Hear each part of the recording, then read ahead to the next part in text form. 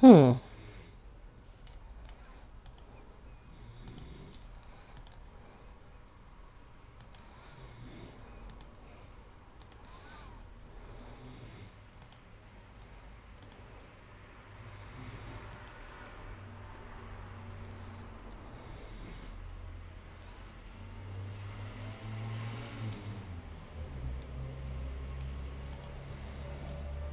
It's saying that an error occurred. Okay, the Twitch stream is not working.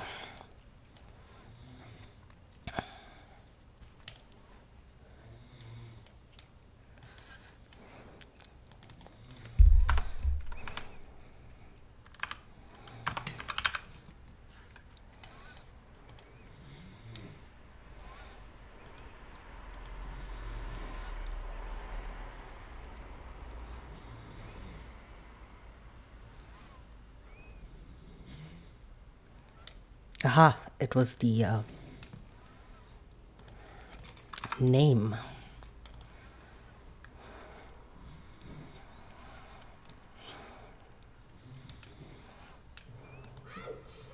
Did Gannon do something wrong in Ocarina of Time? If so,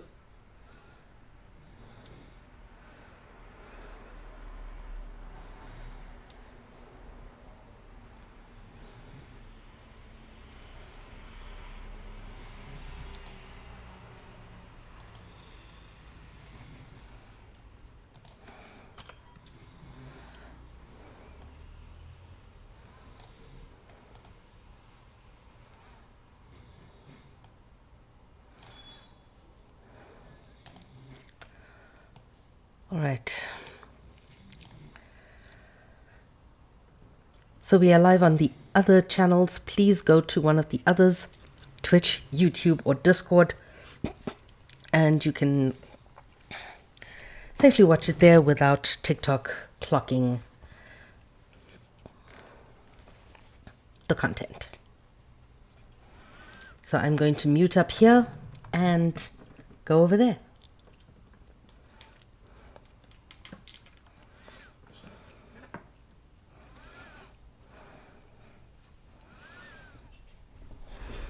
Hi, Gonzo.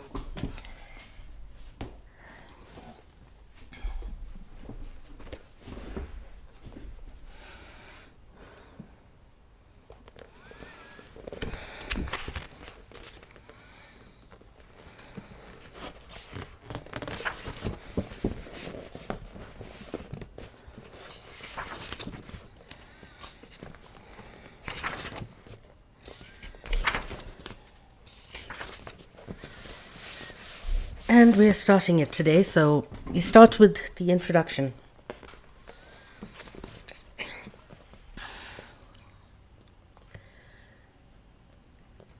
Many years ago, I watched a television program where a journalist and camera person sat around and talked to a group of young men who readily admitted to camera to having raped. It was a strange and unsettling encounter. It was so illuminating. The journalist was a woman, and her questions probed the motivations, styles, and patterns of the young men she interviewed. Something made them feel safe enough to talk to her on camera. But I can no longer remember whether their faces were obscured or whether they had been convicted and served jail sentences. Whatever it was, it allowed a level of candor that is often absent from South African public talk on rape. I can only remember one other similar conversation aired a few years later with young men who had raped black lesbians specifically. It was a program primarily devoted to gender non-conforming people and women they suspected of being lesbian. Because there is so much talk of rape and corrective or curative rape in South African media, I have not been able to find the footage I'm recalling. I only remember how long ago and how far apart the screenings were, because of where I lived and when I watched them. But perhaps that allows me to work with why these two programs made such an impression on me that they retain a grip on my imagination so many years later. In both, the rapists were unrepentant and laughing uncomfortably, and in the first program they were sharing anecdotes. The interviewers grew visibly more flustered at the absence of remorse. Some of the men reported that they were no longer serial rapists, but most admitted that they would probably do it again. In these instances, those who had retired from raping had done so due to something that had nothing to do with rape itself. They had generally stopped committing crime of various sorts, or had stopped the drug taking that partly attributed to the crimes, or some other lifestyle shift. The ones who did not speak of rape as something they did in the past admitted that they saw nothing wrong with it. All of them insisted that it was a type of sex act that they were entitled to. None of them wanted to admit that it was a violence that had far-reaching effects, that they could ruin women's lives, and that rape traumatizes for life. They all insisted that while it was obviously unpleasant to be forced to do anything, the effects of rape were not long-term wounding. They also reported not suffering any real consequence themselves from a life of serially raping women. By real consequence, I refer to the fact that there had been no social cost to raping women. None of their relationships suffered. They had not been ostracized or stigmatized, even when coming out of jail. The argument that they had served their time and therefore required a second chance mediated societal's response to them, even if prior convictions and imprisonment does not always curtail subsequent decisions to rape again. Then something interesting happened in the first interview. The journalist asked how would they feel if a woman they loved was raped, a sister or niece. Specifically, rather than a mother or partner, all of them were disturbed by this question, with one man swearing he would kill a man who dared hurt his sister. The interviewer's point had been made, one about the connections between his hypocrisy and brutality. If they genuinely did not find their behavior harmful, then the consistency with which they wanted to keep the women and girls they loved safe did not make sense. Clearly, these men were not ignorant of the effects of their actions. They raped because they could. And in this decision was the implicit statement that some women did not matter, therefore violating them is permissible. The second program was stranger still because the conversation with the rapist sat so oddly at the end of what had been a very sympathetic and sensitive series of conversations with young lesbians who had either been raped themselves or supported loved ones who had been. These men spoke unequivocally of their entitlement to teach these women a lesson, that men would have access to their bodies regardless of what they wanted. Rape here was explicitly a weapon.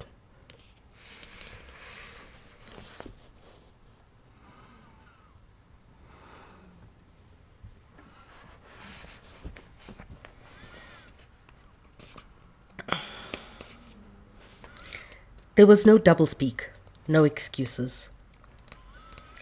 I'm working from memory, and memory is unreliable, so there are aspects of the programs that I may have edited out. I start with this recollection because these shows offered rare public access into the mind of a rapist. In most public talk, people distance themselves from rape and express incomprehension about how rape continues to have such a firm grip on our society. These men were not animals or monsters. They looked like anybody's brother, boyfriend, son. There was no way to tell who can choose to rape, even though women and girls are often told that they can protect themselves by staying away from certain places and certain kinds of men. Rapists can be anywhere and everywhere. Rape culture and the manufacture of female fear, which I also call the female fear factory, are a part of how we collectively get socialized to accept the ever-presence of rape, most often by being invited to be vigilant. The female fear factory is a subject I dedicate to in Chapter 4. To start this anecdote does not mean that these men verbalize something we might not want to think as typical of rapist behavior. This is clearly not the case. We do not have brazen admission of having raped women by all the men who have in fact done so. Rather, what is important about these two programs is the notion that women's pain is negotiable. That while rapists know, because how can they not, that they inflict harm, they proceed to do so anyway.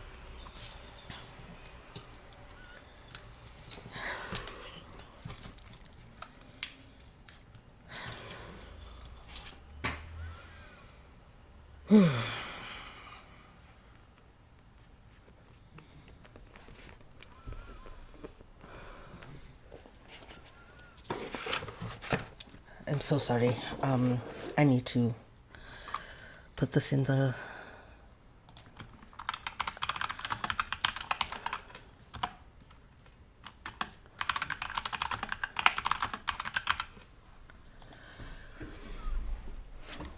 trigger warning in the chat. Subject.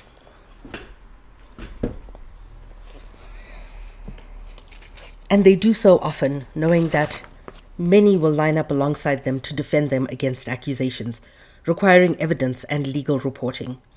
They also know of the high likelihood that they will be acquitted in legal courts and the court of public opinion. It is a myth that rapists come from a certain background, race, class, location, or religion.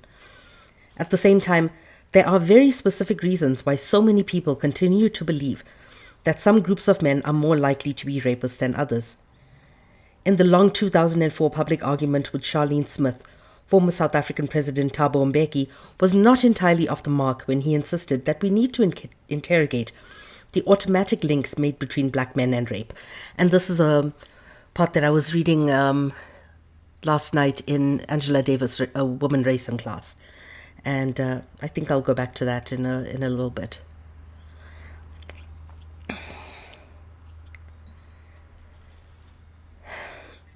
At the same time, Charlene Smith was correct to point out the prevalence of rape and its unacceptability. The stereotype of the black male rapist of white women has been central to the rise of racism and has also been used as a justification for lynching and killing tens of thousands of black men across the globe, in the Americas, on the African continent, and in South Asia. I am using capitalized black here to refer to black and brown people. In other words, the collective people of African and South Asian descent. This is not a small matter, and the construction of black peril, or what was termed die swart gevaar in colonial and apartheid South Africa, or the black danger as it's directly translated, depended heavily on the idea of the sexually and otherwise violent black man. So we do need to constantly guard against reliance on stereotype to explain rape and to fight for its end. At the same time, guarding against the stereotype cannot be a justification to silence activism against rape. To say a stereotype exists does not mean that black men never rape women of any race. Most rape survivors in South Africa are black, because most people in South Africa are black. That seems quite straightforward. However, there is much more insidious reason for the large numbers of rape than numbers. The same white supremacy that constructed the stereotype of black man as rapist created the stereotype of black women as hypersexual and therefore impossible to rape.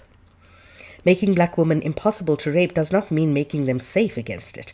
It means quite the opposite, that black women are safe to rape, that raping them does not count as harm and is therefore permissible.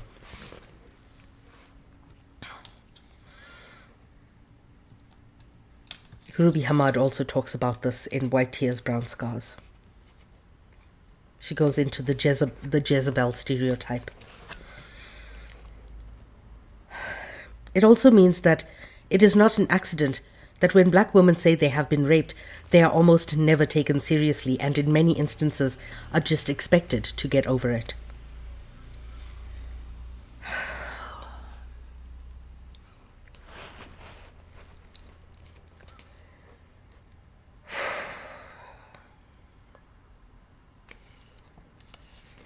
In Chapter 2, I briefly trace how this came to be.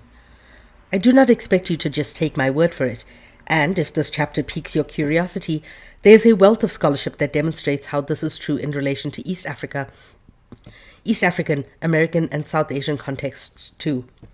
It's not an accident that the explosions and brazen instances of rape in South Africa and India have been so remarkably similar in recent years. Part of this history of who becomes safe to rape and safe to construct as unrapeable is directly linked to history. Here and throughout this book, I use unrapeable and impossible to rape, meaning the same thing. The creation of the racist myth that this is so makes it possible for the coded as unrapeable to be habitually raped as a matter of course. Okay, brain work in conjunction with mouth.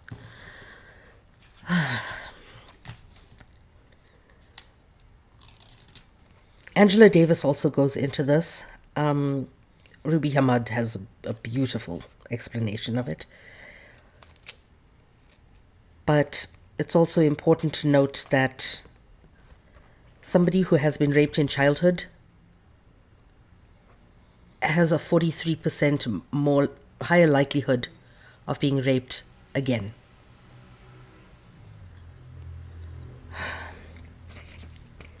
Also in chapter 2, I trace the long history of rape in South Africa, unpacking the pornography of empire and demonstrating how it is that although all women are in danger of rape, black women are the most likely.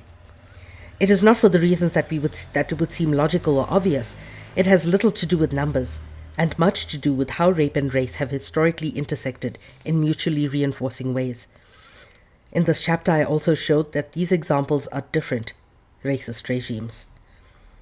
Chapter 1 is also linked to this project because it is about how thinking in these contexts help us make sense of it. In the first chapter, I'm also interested in why so many in our society are able to believe some rape survivors so easily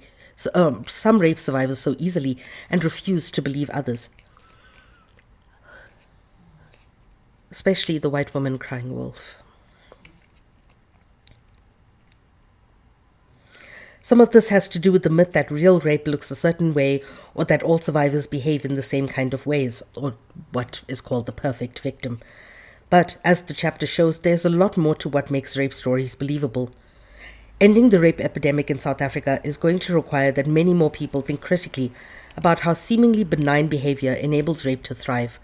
In other words, we have to think unrelentingly about how what we are taught in patriarchal society, and all of us are brought up in such a society, seduces us into thinking that rape only looks a certain way, and therefore we should only believe rape when it fits that very narrow idea. Hi, Everett. Thank you for being here. I start with this book with this memory of rapists on camera for various reasons. These programs allow me to talk about some of the myths that accompany rape in public consciousness. They also give me a chance to speak about rapists, something that is important, but that very often gets lost in our public gender talk. Although we have massive evidence that rape is a national sport, rapists themselves are often invisible in the public discourse on how to end rape.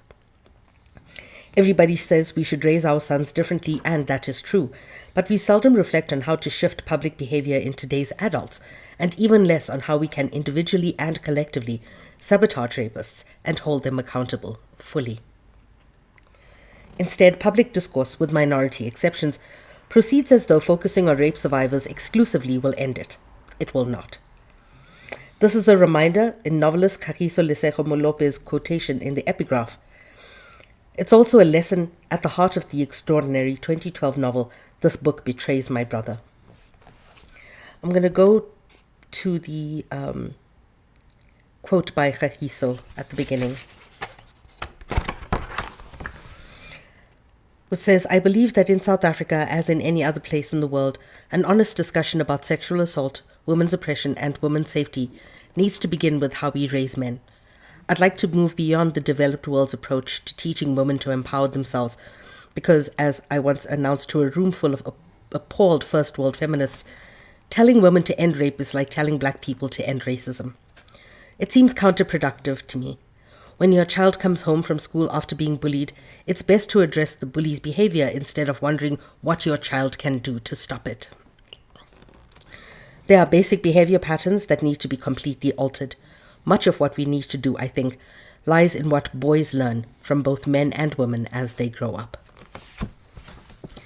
How's the weather in South Africa? It was storming earlier, and it was really nice, because I like thunderstorms.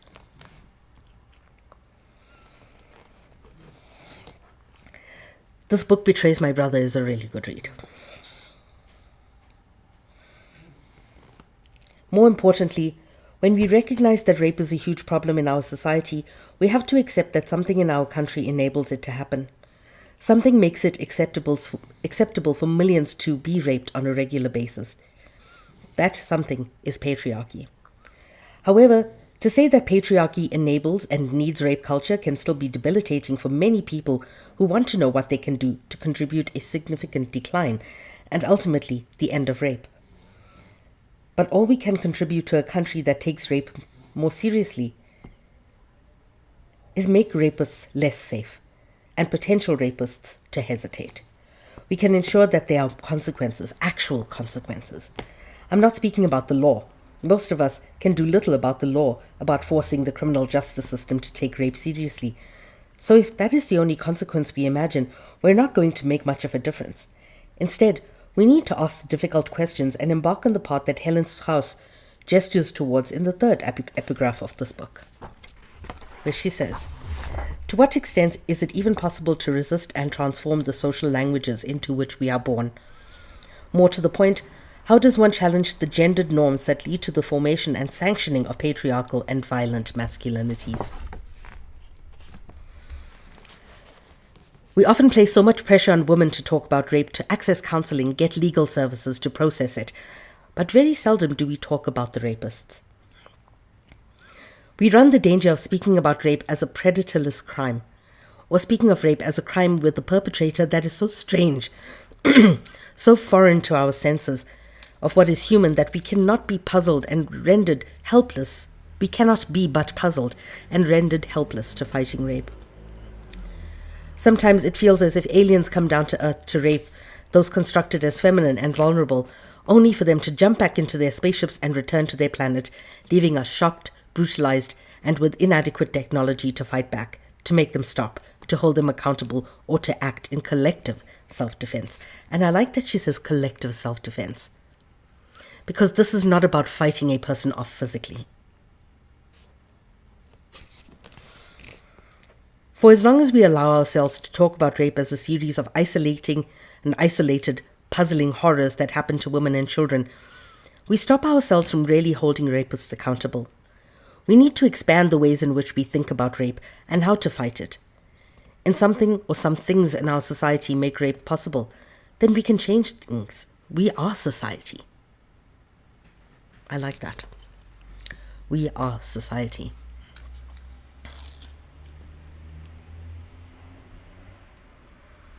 We live in a society. If there are any questions, please put them in the chat.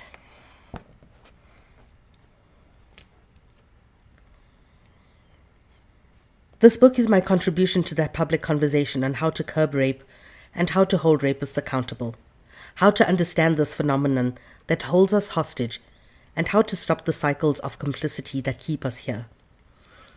We need to confront these myths and excuses that enable rape. And I list and address some of these in Chapter 7, but there are more myths and I may not have even heard of some of them. You know what they are, and hopefully, as our collective thinking about rape shifts, we can all grow more alert to such myths. As I hope addressing them head-on demonstrates, these myths and excuses do dangerous work and enable rape culture.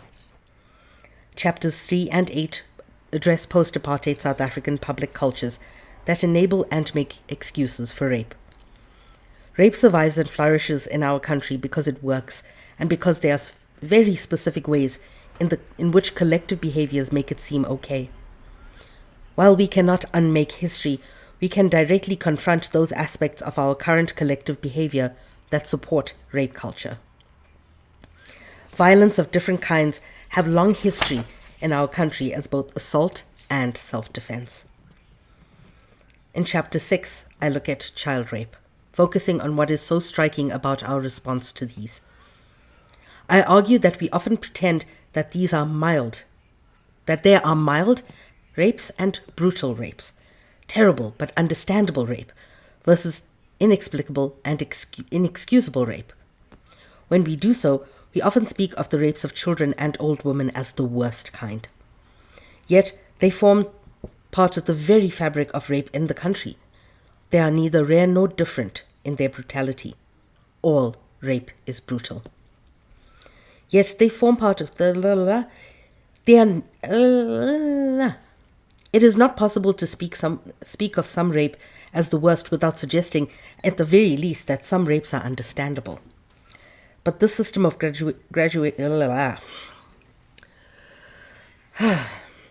breathe, Nikki.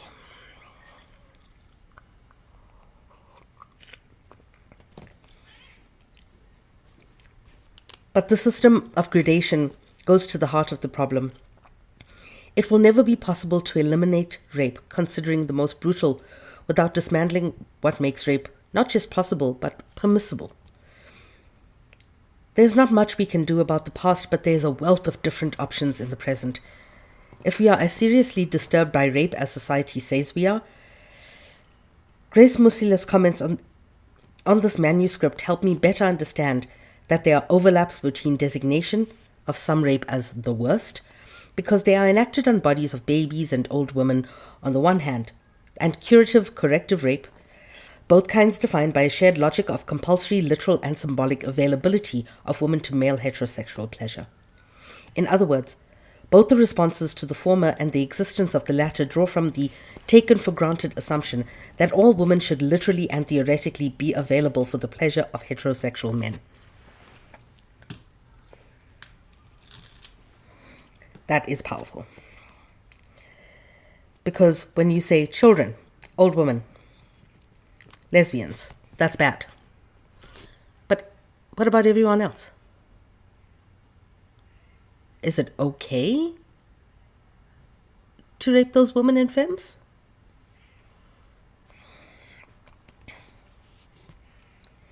Crudely put, society raises us to believe that this is the function of women's bodies, to please men sexually and symbolically. This is why women are accused of overreacting when we are angered by public sexual harassment, codified as legitimate appreciation. It is because of this underlying assumption that heterosexual men's pleasure not only trumps our displeasure, but nullifies our experiences of unwanted attention as threatening. Therefore, the outrage at baby and elder rape is because these are children or women who lie outside the socially sanctioned bounds of sexual availability, because they are too young or too old, while curative/corrective rape is about punishing women who lie within the sexual eligibility window for heterosexual male consumption, but they dare not to be available. Hence the belief that they deliberately choose to make themselves unavailable to male sexual gratification, and therefore can be punished and or violently recovered from it. Chapter 6 brings together a string of case studies. Chapter 5 deals with the only one, the 2006 Jacob Zuma rape trial. I could have chosen other high-profile cases to focus on. However, this case was a watershed moment and instructive on so many levels. And I think it's important to mention that Kwezi, Pumla, the writer of this book, also wrote on Kwezi. She wrote the book on Kwezi, who was Jacob Zuma's accuser. Mm-hmm. Good night, my lovey. You're so handsome. Love you. I'm going to need cuddles. I'll be here. Thank you. Keep your son with you, though.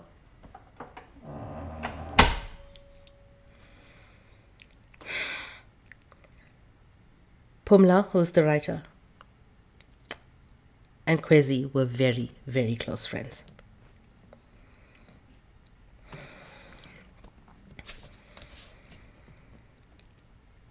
My approach to this trial is not so much what happened inside the court case, but rather how the trial also played out in the court of public opinion. At the time, many of us argued that there was much about this particular rape case that affected what happens in many cases across the country. At the same time, because it happened on such a large scale, many of the responses were amplified, perhaps allowing us to see them differently and maybe clearly. I have another motive for using this trial, offering me an opportunity to examine the significant outpouring of support for the woman at the center of the case, named Kwezi, to protect her identity, by feminists who wrote in national weeklies, while also allowing me to see how those who were featured in the papers as unconditionally supportive of the accused, Jacob Zuma, spoke about their support. In the global obsession with South Africa as the rape capital of the world, you would be forgiven for thinking that there is no contestation and no active fight against rape by feminists, whatever the risk. Yet, at least in the field of contemporary South African writing, poetry, memoir, fiction, there's enough material for books on the relationship between rape and post-apartheid feminist imaginations. This chapter is one of the places where I look specifically at collective feminist energies against rape in the public domain. The One in Nine campaign, part of it, provided the most consistent support for Kwezi. It was formed specifically by organizations and individual feminists to support Kwezi in what was clearly going to be a highly publicized and traumatic experience. Even as attacks on her were anticipated, I doubt any of the founding feminists understood the sheer scale of what she would confront. And I say that even most of these feminists had extensive experience in anti-rape and anti-violence activism and professional work. 1 in 9 campaigners stood firm in purple shirts in support of Kwezi against a sea of supporters who sometimes traveled from other parts of the country to support Jacob Zuma. The purple pavement is real, and it may not be a majority movement that brings cities to a standstill, but it's not going anywhere. For as long as there is rape, there will be feminists who will fight it. We believe that it is a fight that we cannot opt out of, even if we wanted to. You can try avoid sleeping to prevent a recurring nightmare, but sooner or later the human body shuts you down and the nightmares return. In any event, even when we are wide awake, a recurring nightmare retains its grip on us through fear, memory, and certainty of its return. It cannot be avoided. It needs to be confronted. And 1 in 9, like other feminists everywhere in the world, we know that women cannot be free as long as rape exists in this world. Before the Zuma rape trial, I was much more hopeful about our fight against it as a society, even confronted by the ridiculous statistics. I believe most people when they say that they oppose rape, even though I was very aware of South African hypocrisy when it comes to gendered power. After the trial, having witnessed what happened outside, how far people are willing to go to terrorize a woman in defense of a powerful man, it is clear to me that something drastic needed to change before this culture consumes us whole. The 1 in 9 campaign does not believe in violence, disavowing violence as a patriarchal weapon, and I have agreed to be bound by this kind of feminism, but there are times where I wonder what would happen if women fought back in defense of ourselves, in numbers, unapologetically. When I read Angela Makolwa's superb novel, Black Widow Society, the suspension of disbelief that works of fiction of readers allows me to attain a different... The suspension of disbelief that works of fiction offers readers allowed me to entertain a different feminist position, the one where women kill men who violate women, where women do so for themselves in defense of one another. And there have been many times that I have been convinced that the only reason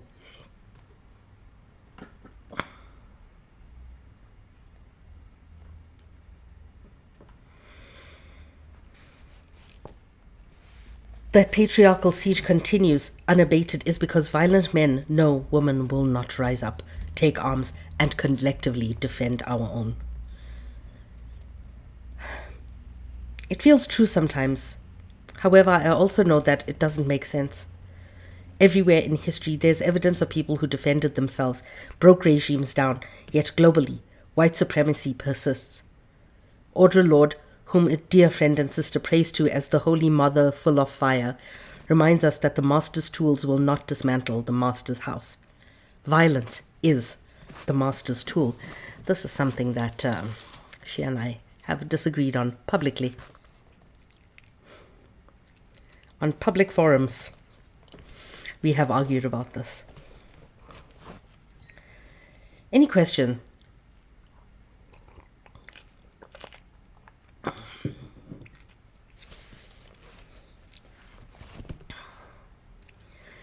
To everybody on TikTok, please come join us on either Discord, YouTube, or Twitch, because I will definitely get banned for reading this book on TikTok. Thank you.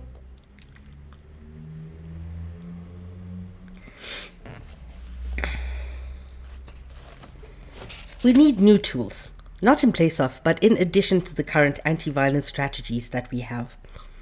Holding rapists accountable as a start. I'm not saying that young men on whose narratives I started this chapter are representative of all rapists. No, they need not be. And I'm convinced that they are not. But they open the door to understanding how rape is possible, because to treat women as though they do not matter is deeply ingrained in our culture as South Africans. I will admit to being despondent about the state of violence against women in South Africa today. As I drive to work in the final days of writing this manuscript, all the radio shows are abuzz with news of Paralympian Oscar Pistorius being released on house arrest, after serving only 10 months for killing his girlfriend Ria Steenkamp. I cannot tune out the news of the fact that Stutterheim rapist, farmer William Knutzer, was sentenced to 15 years for raping 3 girls. And I'm unable to erase from my mind's eye the television news footage of stone-faced former tennis superstar Bob Hewitt in court, nor his 6-year sentence for raping a succession of girls. Perhaps he did not feel as nonchalant as he looked, but with these and many other powerful, sometimes famous men in mind, I cannot accept the lie that poverty makes it more likely for men to rape. The image of poor young black men as the figures of rapists is not the reality that South African women live under. If that was so, then some groups of women would be safe when they lived. Wealthy white men like Knutzer and Hewitt rape, and those like Pistorius kill their partners, as do wealthy black men. Quibbling over the class of a rapist is a distraction and misses the point. It also excuses those men who are poor and black, pretending that among those who choose to rape cannot help themselves, that they are victims of circumstance. It is not true that hurt people hurt people. Otherwise, queer working class people of color would be the most violent on this planet. But we're not. It is condescending to poor people to suggest that these men cannot be held accountable for choosing to rape. It is the most pernicious patriarchal lie that men, any men, and all men, cannot help themselves when confronted by women's bodies. That is rape culture, and rape culture renders rape acceptable. It is never mild, even minor, never acceptable. It's not just sex. The cost to survivors who speak out is so significant that it does not make sense to fabricate rape except as an exercise in self-immolation. Because in patriarchal society, the dominant response to human being breaking the silence is disbelief. Therefore, those people who constantly say, "but women lie," are part of the problem. Each time someone says, hears, and believes that most women lie about rape, or saying so legitimizes the response to someone telling you that they were raped, makes it more unlikely that someone else will speak of their own volition. It is not immediately clear to me whether violence against women is on the increase or not, but what does seem clear is the manner in which it seems to be more brazen. And I'm not sure whether it is being reported more directly in the news and therefore more visible in its brazenness, or whether there has been an upward turn. Given the fact that rape reporting numbers are always much lower than incidences, it's not a question of whether we can confidently answer in the short term, but one thing is very clear to me about the numbers and statistics. In the immediate aftermath of April 1994, rape charge statistics rose, not because the rape increased in a new country, but women felt more likely to be believed.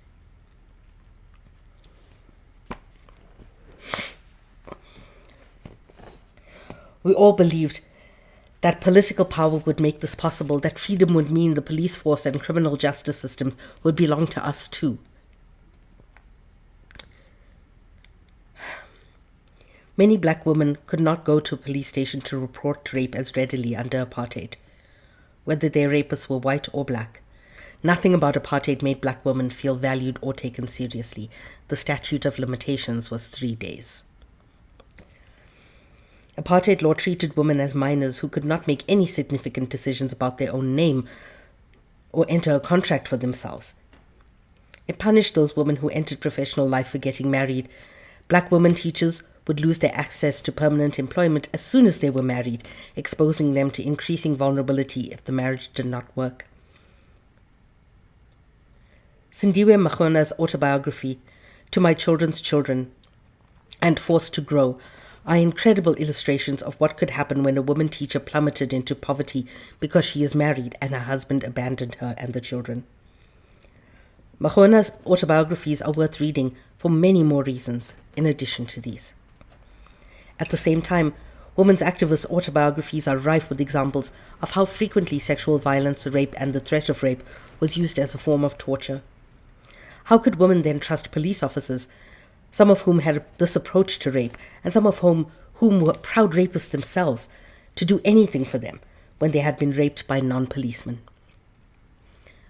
The Truth and Reconciliation Commission was an absolute failure, but one of the things that it did render was information. That majority of special forces in South Africa raped activists as a form of torture. And really, it was the majority. All of these problems, when we are talking about black women who have been raped by black men, why would most white women raped by a white man lay charges against them with police officers in a white supremacist patriarchal system that not only made white women minors themselves, but constructed the cruel myth that white men could not rape? And what hope could black women raped by a white man have in an apartheid legal justice system? Finally, given the constant active onslaught that apartheid was to black life, police stations were not exactly a place we, as black people, wanted to be anywhere near for any reason. In this context, many women felt that laying charges against black men in such a system would render them complicit with the system. There was a choice, or no choice at all: handing over another black person to a brutal racist state, or placing your own vulnerability in the hands of a brutal racist state. The number of times I've heard that. Are you really going to put another black man in jail?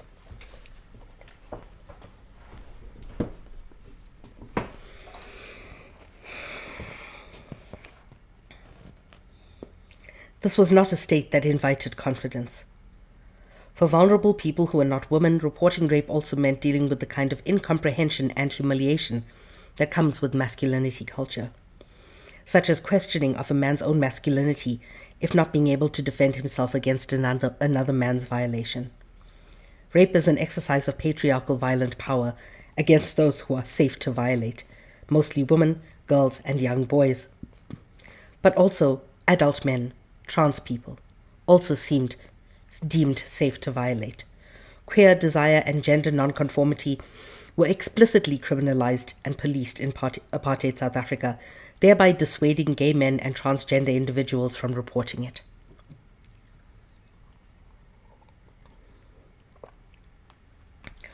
If a queer person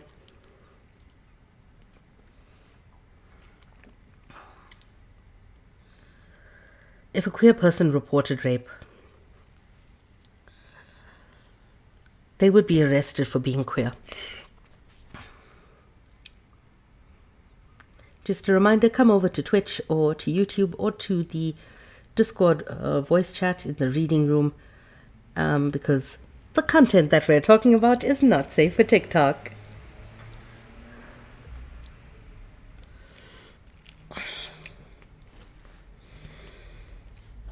Of course, many people fought all of these doubts and reported rape under apartheid anyway, and their courage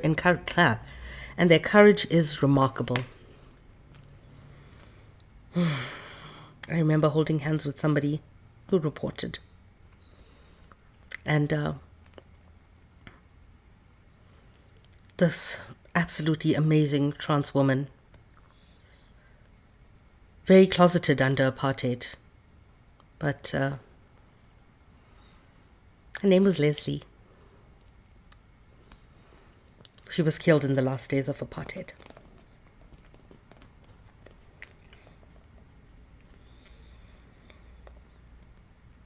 The hope that came with the end of apartheid and the ushering in of a new democracy that spoke directly about undoing not just racial oppression, but also taking women seriously, recognizing the necessity of celebrating the full spectrum of gender and sexual rights, saw people's confidence in the state soar.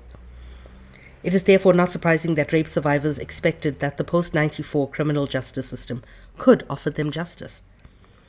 This dream and hope, however, was to be betrayed again and again since 94. Rape survivors who have not already learnt this lesson would most likely do so in the current system, and if it remains unchanged. Many others also know that justice for most survivors of rape does not lie in the criminal justice system, and in fact, it may lie nowhere. Thus, underreporting to police will continue to be a feature. The Medical Research Council reported that in 2005, only 1 in 9 women who are raped reported to the police in South Africa. Therefore, we had the 1 in 9 campaign.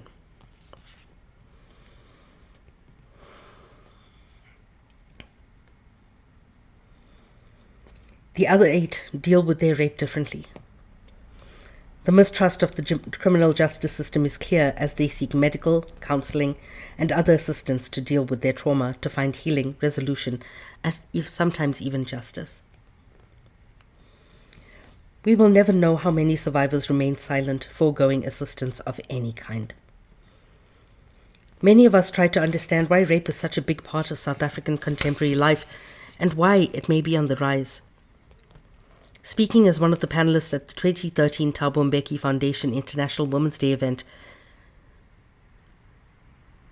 Tenjiwe Ntsinso spoke about this relentless policing and violence as a crisis. The crisis, she argued, is the latest form of backlash. In other words, it is a direct attempt to undo feminist work and gains, yet it is the usual patriarchal violence in many senses. But it is also a patriarchy defending itself. It's not coincidence that South African women, who on paper are so empowered and have won so many freedoms, are living with the constant fear of violence when we cross the street, at work, everywhere. An elective backlash always does much more to neutralize gains, though. It reverses the gains we see everywhere and reminds those who might benefit from such gains that they were never quite free.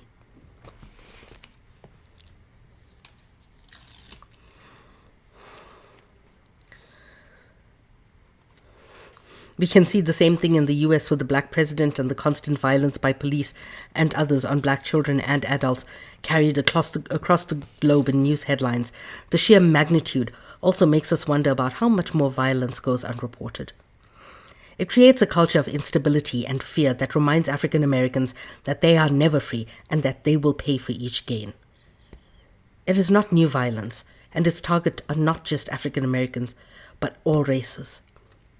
Although the headlines do not always travel far across the globe, the backlash that Ntsinso speaks about rape proceeds along the same lines. It is not new, but it is more brazen. It's a critical time for feminists who are already so stretched and strained in this part of the world and this continent.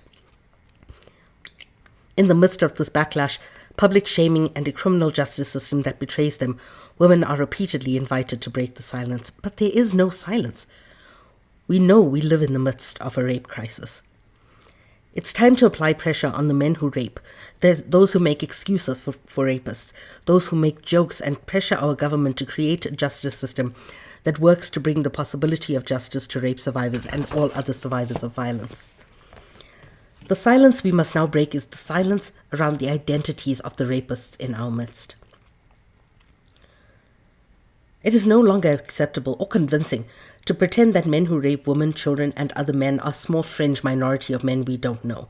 Most survivors know their rapist.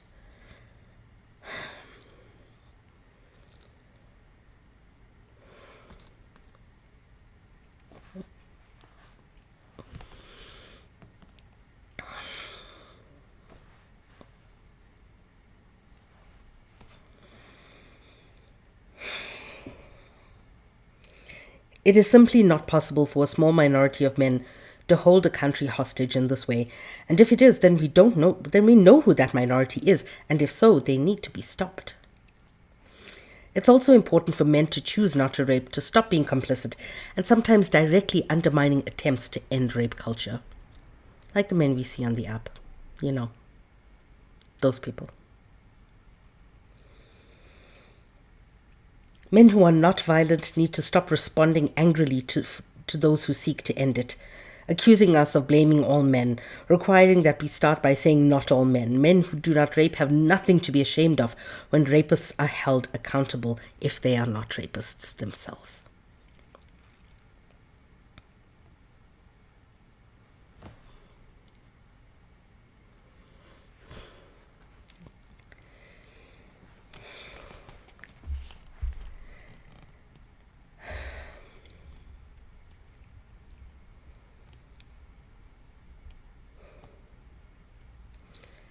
They need to direct their anger at the men who make them all look bad, quote unquote. They need to confront the men who rape and end rape culture, stop sabotaging those who engage in the fight to end rape by insisting that any critique of endemic rape be prefaced with, not all men rape. For many survivors of violence, the only thing the criminal justice system offers is secondary victimization. There are several examples in this book, and there are millions upon millions more in the real world. It is crucial to focus on survivors and victims as we do in the work that tries to find healing and justice.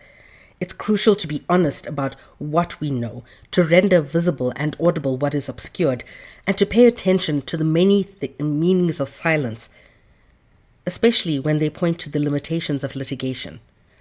There's no doubt that all these feminist ways of thinking about violence have been invaluable, but they also offer an opportunity to rethink our feminist work, especially when we think about the gains of such work. It's a success that feminist work has made possible for people to claim progressive politics without pledging commitment to any anti-patriarchal ideas. Honestly,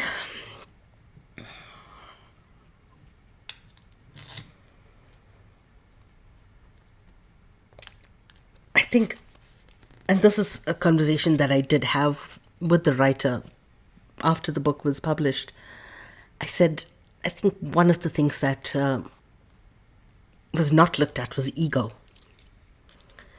And I think men, full stop, require a large-scale ego death.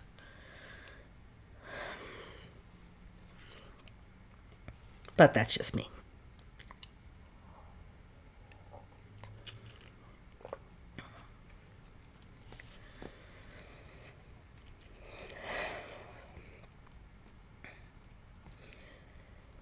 We have not been able to remove this beyond lip service in a society where men are routinely rewarded for being violent, with better or unaffected career trajectories, loyalties, and self-appointed armies coming to their defense.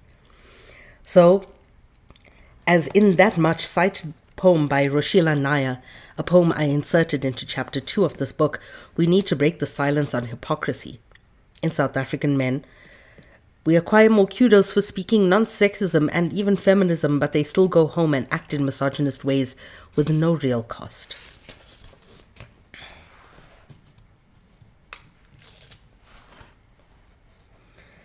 In recent years, there has been the establishment of a women's ministry calling for President Zuma to fund an inquiry on gendered violence to speak more strongly against rape. What does this call, this expectation, even creating this possibility do? I understand that part of this is getting the President of the Republic to put money and resources in a place so that anti-patriarchal work can happen further. What does this mean to ask the President to take anti-rape work seriously after we lived through the brutalization of Kwezi in more ways than one? What does it mean for this to even be a call and or reality, especially for those of us who believe Kwezi? Jacob Zuma was acquitted of rape by a court of law, and those who call on him to make funds available and to take a tougher stance against rape and other gendered violence point to this. However, what the court found did not absolve his refusal to limit the levels of brutality that happened in his name. He welcomed it. When his followers terrorized Kwezi and her supporters, he did nothing to temper this, and even though they did it in his name, how do you think the millions of women who are rape survivors, who were raped by various men in 2006, felt watching what happens to a woman who speaks out and those who support them? Ending rape is going to require that we interrupt all narratives of rape culture. It requires honesty about the fact that there are such systems that support her. It requires honesty about the fact that there are systems that support rape culture, and the ways in which we support rape survivors matters. I understand the sentiments behind wearing a certain color, black or white, in solidarity with survivors. I wonder what it would mean if most of us required more of ourselves. While I also understand the symbolic value of walking in heels, possibly getting blisters in marches that show solidarity with the pain of living with patriarchal expectation, I wonder whether the message does not get lost in the fun and the humor of such marches. More significantly, whether it does not allow us to go home and rest on our laurels because we did our bit to end violence. I'm not mocking marches. That would be foolhardy, as would be knocking people's attempt to do something, to publicly announce that they are committed to ending violence. I'm merely asking, why do we not do more that does not require that we drive somewhere else? Why look away when a woman is attacked in public? Why we avert our gaze when a gay man is mocked in our presence, and say nothing when someone we know comments violently on someone else, diminishing them in the process? In addition to current strategies of marches, protests, etc., we need to find new ways to make violent men unsafe and to end the impunity with which they act and enact violence. Many aspects of our public gender talk needs revisiting.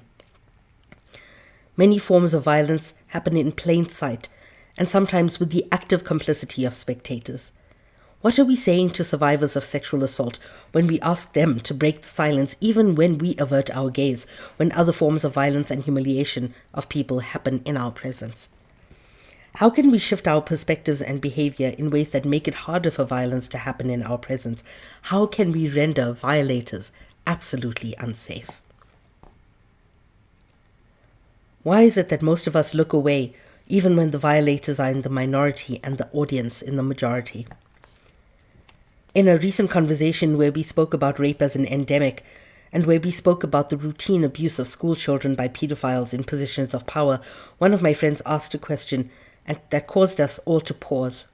She asked, "What do you mean? What are you saying when you say it happened all the time in school?" Got you, Amanda.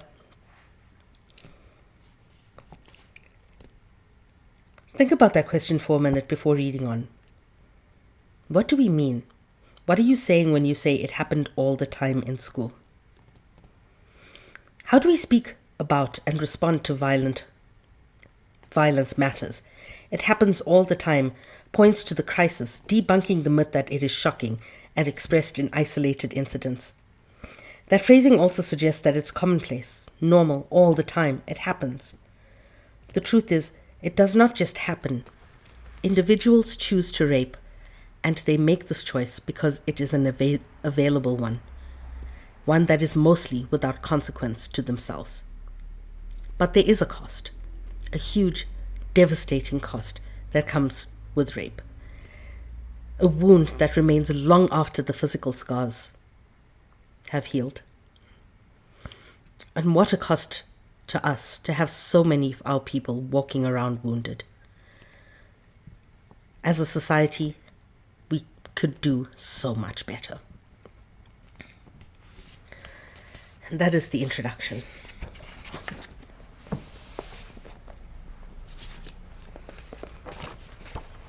Any questions?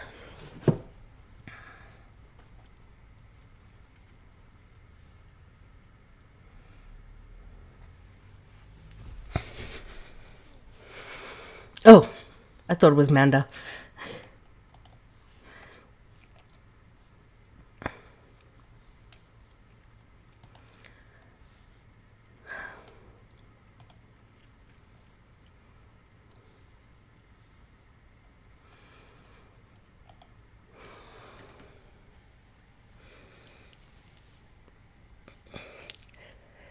Thank you so much, Hagwar.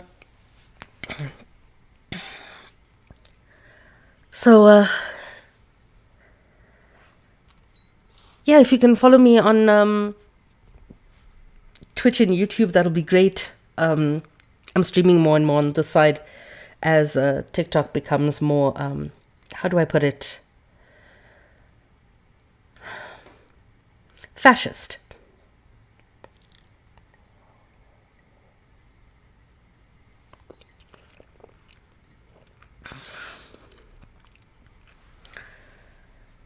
So yeah, I'm going to start moving off TikTok little bit by bit.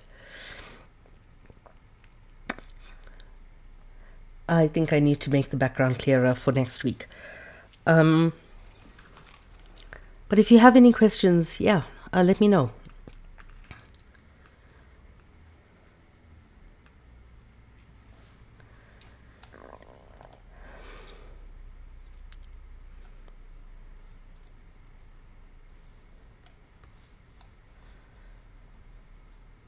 Okay, so if there are no questions, I'm going to end the YouTube and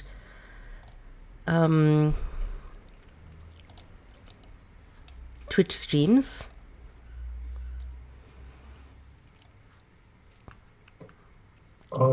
Where can I find the link to your YouTube channel? Oh, it's all in my link tree. Okay, perfect. Yeah. Okay.